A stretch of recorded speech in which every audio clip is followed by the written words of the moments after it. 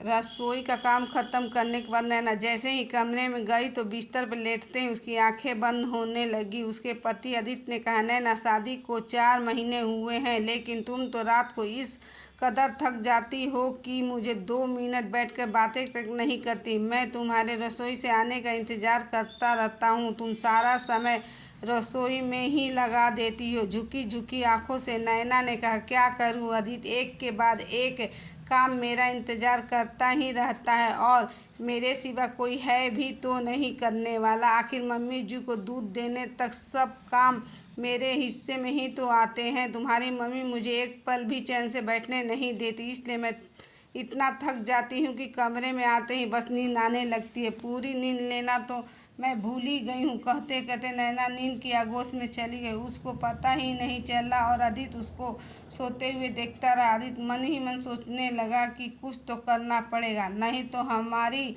नई नवेली जिंदगी पर इसका गहरा असर पड़ सकता है। अगली सुबह नैना की सास उर्मिला जी ने कहा, बेटा आदित्य, तेरी बहन वर्तिका छुट्टी मनाकर वापस आई है और आज घर आने के बाद फ़ोन पर कह रही थी कि भाभी से कह दे कि अच्छे से खाने पीने का इंतज़ाम कर ले। तेरी शादी के बाद नैना पहली बार आ रही है। आदित्य ने जैसे ही जग चुकी नैना को ये बात बताई तो नैना खड़ी ही खड़ी रह गई। उसे अपनी ननद के स्वभाव के बारे में थोड़ा बहुत मालूम था। ननद को खाने पीने का बहुत शौक था, जो वह आदित्य से सुनती रहती थी। आदित्य ने नैना से कहा कि तुम जो भी बनाओगी उसमें किसी चीज़ की ज़रूरत हो तो बता दो। नैना ने कह दिया, सोच कर बताऊंगी। उर्मिला जी ने अपनी बहू से कहा, बहू दोपहर का खाना अच्छे से तैयार करना, वर्तिका दोपहर का खाना यहीं खाएगी। अब तो नैना और भी जल्दी जल्दी काम करने लगी। दोपहर के 12 बज के आसपास जब वर्तिका आई तो उसकी सास ने उसके साथ में उसकी सास कौशल्या जी, देवर और देवरानी प्रिया को देखा। नैना हैरान होकर देखती रही, क्योंकि उसको पता ही नहीं था कि ये लोग भी आने वाले हैं और उसने इतना खाना नहीं बनाया था। वर्तिका ने सबके सामने कहा, भाभी, ये सब लोग तो आज आपके हाथ का खाना खाने आए हैं। भैया कह रहे थे कि आप खाना बहुत अच्छा बनाती हो, हम भी तो देखें कि कैसा बनाती हो। यह सुनकर नैना को गुस्सा आ रहा था कि आखिर आदित्य को इतनी तारीफ करने की क्या जरूरत थी। ननद तो सबको यह अचानक लेकर आ गई और थोड़ा सा समय भी नहीं दिया। नैना ने इशारे से आदित्य को रसोई में आने के लिए कहा तो आदित्य तुरंत बहाने से रसोई में पहुंच गया। आदित्य, आपकी दीदी ने तो ये बताया ही नहीं कि इतने सारे लोग आ रहे हैं। जो खाना मैंने बनाया है वह इतना नहीं है, इतने सारे लोग तो कम पड़ जाएगा। अब इतनी जल्दी में खाना कैसे तैयार करूं? आदित्य के सामने रखे खाने की तरफ देखा तो सोच में पड़ गया। तभी वहां पर वर्तिका आ गया। बोली, मैंने तो मम्मी को सुबह ही बता दिया था कि कितने लोग आएंगे, क्या इज्जत रह जाएगी मेरी, क्योंकि यह खाना तो कम पड़ जाएगा। वर्तिका को अचानक सामने देखकर नैना और आदित्य हक्के बक्के रह गया। आदित्य ने तुरंत स्थिति को संभालते हुए कहा, वर्तिका, तू चिंता मत कर, ऐसा कुछ नहीं होगा। नैना, तुम जल्दी से मसाला तैयार करो और मैं बाहर से पनीर और तैयार दाल मखनी ले आता हूँ, तुम पूड़ियाँ बना लेना। आदित्य जल्दी से रसोई से निकल गया तो वर्तिका ने अपनी भाभी पर नाराज होते हुए कहा, भैया नहीं होते तो मेरी क्या इज्जत रह जाती। आपने तो मेरी इज्जत नीलाम करने में कोई कसर नहीं छोड़ी। अरे, खाना बनाने से पहले मम्मी से पूछ नहीं सकती थी क्या कितने लोग आ रहे हैं? वर्तिका अपनी भाभी को खरी खोटी सुनाकर रसोई से निकल गई और जाकर सबके साथ बात करने लगी। नैना जल्दी से पनीर की सब्जी के लिए मसाला तैयार करने लगे। इतने में आदित्य मार्केट से पनीर और तैयार दाल मखनी लेकर आ गए। अब खाने में 6 तरह की डिश हो चुकी थी। नैना ने जल्दी जल्दी टेबल पर खाने के डोंग रख दिए और पूड़ियाँ तलने लगी। इतने सारे लोग एक साथ खाने में बैठे तो पूड़ियाँ धीरे धीरे आ रही थी, जिससे सबको इंतजार करना पड़ रहा था। यह देखकर आदित्य खुद नैना की मदद करने रसोई में चला गया तो वर्तिका ने वहां आकर कहा, भाभी, आप भैया की मदद के बिना कोई काम नहीं कर सकती क्या? पहले तो आपने खाना कम बनाया, उस पर से अब आपसे पूड़ियाँ भी नहीं बन रही। अरे, मैं तो अपने ससुराल में 50 लोगों को एक साथ खाना खिला देती हूँ। आप मेरे खाना बनाने की स्पीड देखेंगी तो दंग रह जाएंगी। आपके हाथ तो इतने धीरे धीरे चल रहे हैं जिसे देखकर मुझे उलझन हो रही है। मेरे ससुराल वाले पता नहीं क्या सोच रहे होंगे। आदित्य ने वर्तिका को बड़बड़ाते देखकर कहा, वर्तिका तू बाहर जाकर देख, मैं जल्दी पूड़ियाँ लेकर आता हूँ। बाहर बैठी वर्तिका की माँ उर्मिला जी को ये बुरा लग रहा था कि उनका बेटा रसोई में उनकी बहू की मदद कर रहा है। जैसे ही आदित्य हाथ में प्लेट भरकर पूड़ियाँ लेकर आया तो उर्मिला जी ने कहा, अरे बेटा तू क्यों कर रहा है, बहू है ना करने के लिए, तू यहीं बैठ जा। ये सुनकर वर्तिका की सास कौशल्या जी ने कहा, अरे बहन जी, इतने सारे लोग खा रहे हैं तो पूरियाँ बनाने के लिए 2 लोग चाहिए। आपका बेटा तो कितना अच्छा है जो बहू की मदद कर रहा है। मेरा बेटा भी आपकी बेटी वर्तिका की बहुत मदद करता है, वर्तिका को कोई काम करने का मौका ही नहीं देता। ये सुनकर उर्मिला जी झेप गई। आपस में हो रही उन लोगों की ये बातें रसोई में काम करती हुई नैना कानों में पड़ रही थी, मगर वह तो इतनी जल्दी हाथ चला रही थी कि मानो उसका कोई कंपटीशन चल रहा हो, आज उसको जीतना हो। एक एक करके लोग खाने पर से उठने लगे तो नैना जैसे राहत की सांस लेने लगी, क्योंकि उस पर तेजी से पूरियाँ बनाने का दबाव भी कम होने लगा था। तभी वर्तिका की देवरानी प्रिया ने कहा, भाभी हम लोगों ने तो आपको परेशान कर दिया, सच में हमने तो दीदी से कितना मना किया था कि अकेली भाभी कहाँ तक इतने लोगों का खाना बनाएंगी, मगर दीदी चाहती थी कि आज हम आपके हाथ का खाना खाएं, इसलिए वो हमें जिद करके ले आई। नैना को ये सुनकर बहुत गुस्सा आया कि अगर सबको लाना ही था तो क्या पहले नहीं बता सकती थी। एन टाइम पे सबको यहाँ ला लेकर आ गई। उस दिन तो नैना ने जैसे तैसे स्थिति संभाली, मगर अब उसे वर्तिका पर गुस्सा आता था, क्योंकि वर्तिका के घर में जब भी कोई मेहमान आता तो वो सबको लेकर अपने मायके में आ जाती थी और नैना को सबके लिए खाना बनाना पड़ता था। अब धीरे धीरे नैना को पता चल गया था कि उसकी ननद काम से बचने के लिए ऐसा करती है और अपने मेहमानों को यहाँ लेकर आती है। अब उसने आदित्य से कहा, आदित्य दीदी तो कहती हैं कि वो 50 लोगों को एक साथ खाना बनाकर खिला सकती हैं, तो फिर अपने मेहमान लेकर यहाँ क्यों आ जाती हैं वो, और पहले ये बताती भी नहीं, फिर मुझे उम्मीद करती है कि मैं सुपरफास्ट ट्रेन की तरह फटाफट खाना तैयार कर दूँ। तुम बताओ क्या ऐसा हो सकता है? मेरे बारे में तो यहाँ कोई सोचता ही नहीं। तभी आदित्य ने कहा, अरे क्या है ना, सब लोग तुमसे मिलना भी चाहते हैं और यहाँ तो नई बहू के हाथों के खाने का रिवाज है, इसलिए सब लोग खुद से यहाँ आ जाते हैं। नैना ने मुंह बना कर कहा, मुझे तो लगता है एक दिन पूरा खानदान ही यहाँ आ जाएगा। अपनी ननद, देवरानी, जेठानी, चाचा, मामी सबको लेकर आ चुकी हैं, अभी कोई बाकी बचा है या नहीं? यह सुनकर आदित्य हंसने लगा। तभी वहाँ पर उर्मिला जी की आवाज़ आई, बहू ये कौन सा तरीका है अपनी ननद के बारे में बात करने का?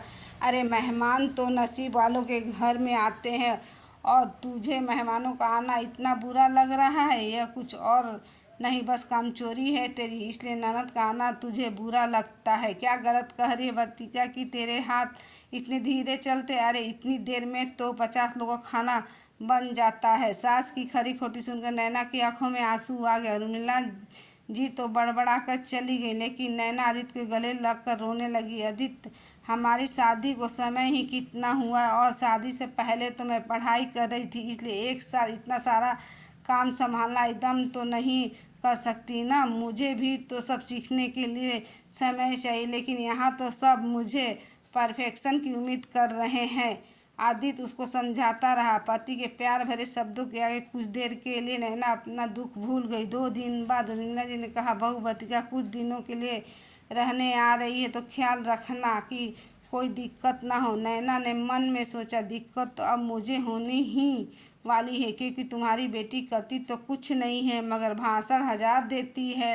वर्तिका दोपहर बाद एक सूटकेस के साथ अपने मायके आ गए। बोली, भाभी मैं तो सोच रही थी कि शादी के बाद आपके साथ वक्त बिताने का समय ही नहीं मिला, क्योंकि मैं तो खुद ही छुट्टियों में घूमने चली गई थी, लेकिन अब सोच रही हूँ कि क्यों ना कुछ दिन यहाँ रहने आ जाऊँ, मुझे यहाँ आराम भी मिल जाएगा और आपसे सेवा भी करवा लूँगी। नैना यह सुनकर मन ही मन सोचने लगी, हाँ हाँ क्यों नहीं, खूब से करवाओ से, और तुम्हारी माँ ने मुफ्त की नौकरानी जो ला रखी है। नैना का सपाट चेहरा देखकर वर्तिका बोली, क्या हुआ भाभी, मुझे देखकर आप खुश नहीं लग रही हो? तब नैना ने मुस्कुराने की कोशिश करते हुए कहा, नहीं दीदी, मैं तो बस ये सोच रही थी कि अब आपके लिए क्या बनाऊं जो आपको पसंद आ जाए। वर्तिका ने भी तपाक से कहा, भाभी मैं तो सब कुछ खा लेती हूँ, बस थोड़ी फुर्ती से बनाना, क्योंकि आपके हाथ तो बहुत धीरे धीरे चलते हैं। वर्तिका की बातें सुनकर नैना को गुस्सा आ रहा था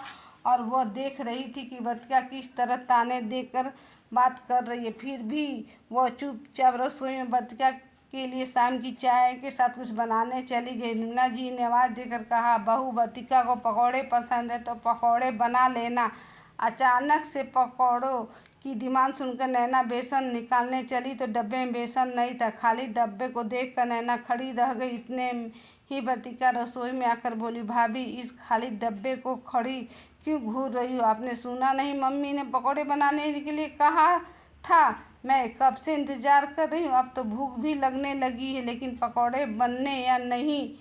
नैना ने झेंकते हुए कहा, दीदी बेसन ख़त्म हो गया। यह सुनते ही वर्तिका पैर पटकते बाहर आई और अपनी मम्मी से बोली, मम्मी आप ये कैसी बहू लेकर आई हो जिसे इतना भी नहीं पता रहता है कि उसकी रसोई में बेसन है या नहीं। आपकी बहू में रसोई चलाने की कला ही नहीं है। रसोई में खड़ी नैना को याद आया कि उसने तो राशन की लिस्ट बेसन लिखा था, मगर सासू माँ बेसन लाई ही नहीं थी। वह तुरंत बाहर गई और मीना जी से बोली, मम्मी जी मैंने लिस्ट में बेसन लिख कर दिया था, मगर आप लाई ही नहीं।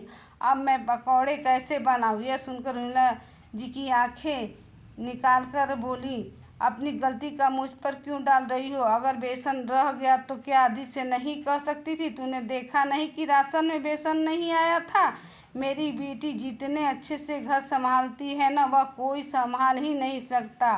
तब तक वर्तिका घर में थी तो कोई चीज़ इस तरह से ख़त्म नहीं हुई थी। रीना जी ने तुरंत नैना की तुलना अपनी बेटी से करना शुरू कर दिया था और ये बात नैना को बहुत बुरी लग रही थी। अब रोज़ नैना जब भी काम करती या खाना बनाती तो वर्तिका उससे यही कहती कि भाभी आपके हाथ बहुत धीरे धीरे चलते हैं, मैं तो इतनी देर में सारे घर का काम ख़त्म कर देती हूँ। जितनी देर में आप 4 लोगों की रोटियां बनाती हो, इतनी देर में तो मैं अपने सारे घर को खाना खिला देती हूँ। आप तो जानती हो ना कि मेरे ससुराल में कितने सारे मेंबर हैं।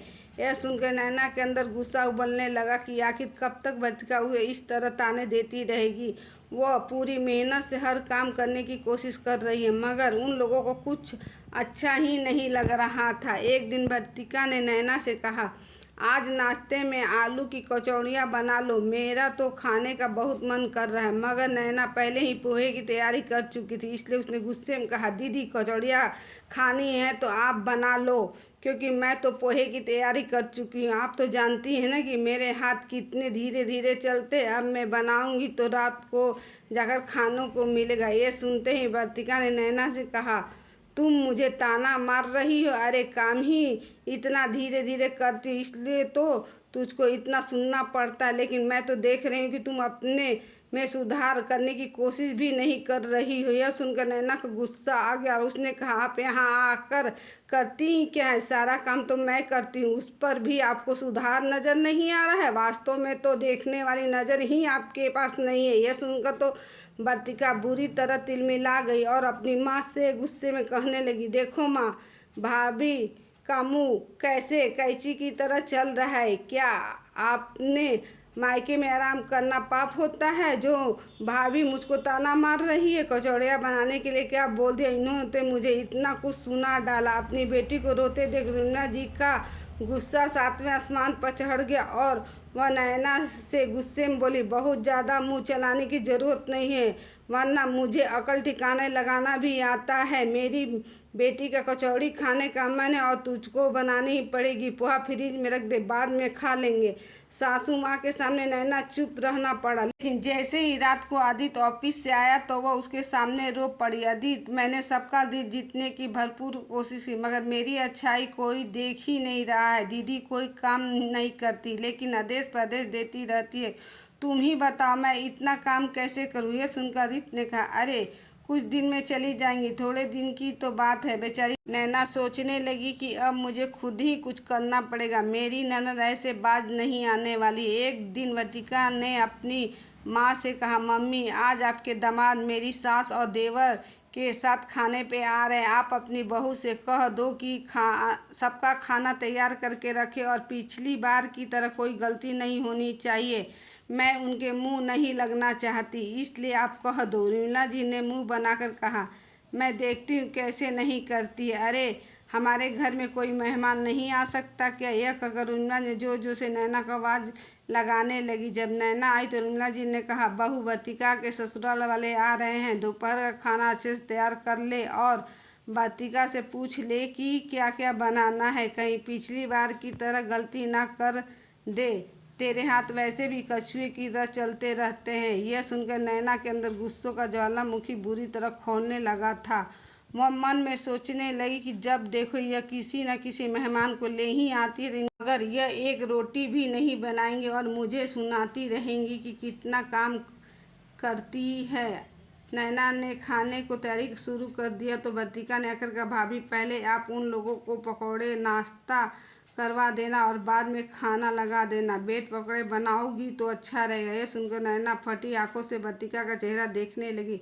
जैसे ही दोपहर में वतिका के ससुराल वाले आए तो नैना आज फिर से हैरान रही, क्योंकि आज वतिका की बुआ सास मालती जी भी आई थी। उन्होंने आकर कहा कि हमें तो आदित्य की बहू को देखना था, इसकी तारीफ तो हम कब से सुन रहे हैं, तो सोचा मिलकर आ जाए। नैना को समझ में नहीं आ रहा थी कब तक वह इन तारीफों का भुगतान करती रहेगी। उसने कभी इतना खाना नहीं बनाया था जितना अब उसे बनाना पड़ता था, और कोई उसकी मदद भी नहीं करवाता था। कुछ देर बाद वतिका नैना से कहा, मेरे देवर और देवरानी घर पर आए हैं, लेकिन ताला लगा हुआ था तो मैंने उनको भी यहीं बुला लिया, अब वो भी यहीं खाना खाएंगे। नैना को समझ में नहीं आ रहा था कि आखिर ये हो क्या रहा है, सबको यहाँ बुलाने की ज़रूरत क्या है, या फिर खुद कुछ क्यों नहीं करती हैं। जैसे ही नैना सबके लिए पकौड़े बनाने लगी तो वतिका ने आकर कहा, अरे यह इतने धीरे धीरे पकौड़े तल रही हो, मैं तो इतनी देर 50 लोगों को एक साथ पकौड़े खिला दे। तुम्हें क्या पता मैंने अपने शहर में कितने लोगों को एक साथ खाना खिलाया है,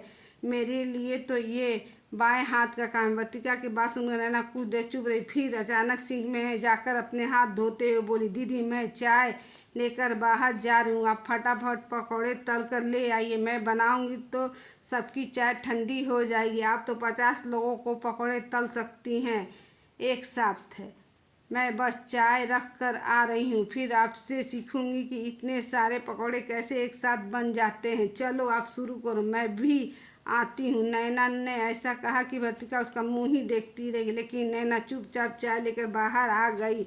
उसको अकेले चाय लाते देख विमला जी ने कहा, बहू वतिका कहाँ है? वह रसोई में क्या करने बैठ गई? रसोई में उसका काम थोड़ी है। यह सुनकर सबके सामने नैना ने कहा, वो क्या है ना मम्मी जी, दीदी कह रही थी कि वह अपने ससुराल में 50 लोगों का एक साथ पकौड़े खिला देती हैं। आप तो जानती हैं मेरे हाथ काम कितने धीरे धीरे चलते, इसलिए सोचा कि आज दीदी से ही पकौड़े बनवा लेते हैं। आप लोगों को बस 10 मिनट इंतजार करना पड़ेगा, दीदी चुटकी में पकौड़े तल कर ले आएंगी। नैना की ये बातें सुनकर वतिका की सास कौशल्या जी के चेहरे पर मुस्कुराहट आ गई। वह तुरंत कहने लगी, चलो भाई आज तो हम भी वतिका के हाथ के पकौड़े खा लेंगे, क्योंकि नौकरों के हाथों के पकौड़े खाकर हम भी बोर हो गए। नैना बहुत जरा वतिका से कहना कि पूड़ियाँ भी आज वही बना दे, हम भी तो देखें उसकी स्पीड कितनी है। रसोई में हक्की बकी खड़ी वतिका यह सब सुनकर पत्थर जैसी खड़ी रह गई। नैना जैसे ही अंदर आई तो वतिका बोली, भाभी ये क्या किया आपने? आपने जानबूझकर ऐसा किया है ना, मैं आपको छोड़ूंगी नहीं। तभी बाहर से वतिका की सास की आवाज़ आने लगी, अरे वतिका पकौड़े जल्दी से ले आओ। बहन जी मुझे पता नहीं था कि आपकी बेटी इतनी स्पीड से काम कर लेती है, मैं तो अब घर से खाना बनाने वाली को भी हटा दूंगी, उसके हाथ का खाना खाकर हम तो बोर हो गए हैं। आपकी तरह हम भी आपकी बहू के हाथ खाना खाएंगे। अंदर खड़ी नैना फटी आंखों से अपनी ननद को देख रही थी। दीदी, आप मुझसे कितना झूठ बोलती थी न कि 50 लोगों का खाना बनाती हो, जबकि आपके ससुराल में तो खाना बनाने वाले भी नौकर हैं। मुझे नीचा दिखाने के लिए सब करना ज़रूरी था। आज खुद को अच्छा साबित करने के लिए अब आपको पकौड़े बनाने ही पड़ेंगे। बाहर आपकी सास आपके हाथ के पकौड़े खाने का इंतजार कर रही है। कहते ही नैना बाहर चली गई। वर्तिका की सास ने नैना से कहा, अरे बहू, तुम भी यहीं बैठ जाओ, तुम भी तो हमारी बहू के हाथ के गरम गरम पकौड़े खाकर देखो। विमला जी ये सुनकर अंदर ही अंदर गुस्से में बौखला रही थी। उनको अब ये समझ में आ रहा था कि वर्तिका की सास क्या कह रही हैं। वर्तिका का पति भी हल्के हल्के मुस्कुरा रहा था। वर्तिका को भी सबके लिए पूड़ी पकौड़े बनाने पड़े। सारे मेहमानों के जाने के विमला जी नैना से कहा, तूने आज अच्छा नहीं किया बहू। तब नैना ने दहाड़ कर कहा, आप लोग मेरे साथ बहुत अच्छा करते थे ना, जो मैंने बुरा कर दिया। मैं इतने महीनों से अच्छा बनने की कोशिश कर रही हूँ, मगर आप लोगों को समझ में नहीं आ रहा था। आप हमेशा मेरी तुलना अपनी बेटी से करती थी। अगर आपकी बेटी तो ससुराल में एक रोटी तक नहीं बनाती है। शर्म आ रही है मुझे आप लोगों को अपना ससुराल कहते हुए भी। मुझे नीचा दिखाने के लिए आप लोग किस हद तक गिर गए। दीदी, पहले अपने ससुराल में अच्छा बनने की कोशिश करो, मुझे नीचा बाद में दिखाना। और सासू माँ, जब अपनी बेटी के साथ ये सब हुआ तो आपको बुरा क्यों लग रहा है? दूसरों की बेटियों के साथ करना तो आपको बहुत अच्छा लग रहा था। इतना कहकर नैना अपने कमरे में चली गई और कमरा बंद करके बिस्तर पे सो गई। अब उसे सुकून की नींद आ रही थी, क्योंकि अब जाकर उसके दिल की भड़ास निकली थी। वर्तिका अपनी माँ के सामने रोकर कहने लगी, मम्मी, आपकी बहू ने मेरा अपमान किया है। तो विमला जी ने कहा, वर्तिका, आज तेरी सास की बातों से मुझे महसूस हुआ कि उससे भी अच्छी बहू की ज़रूरत है।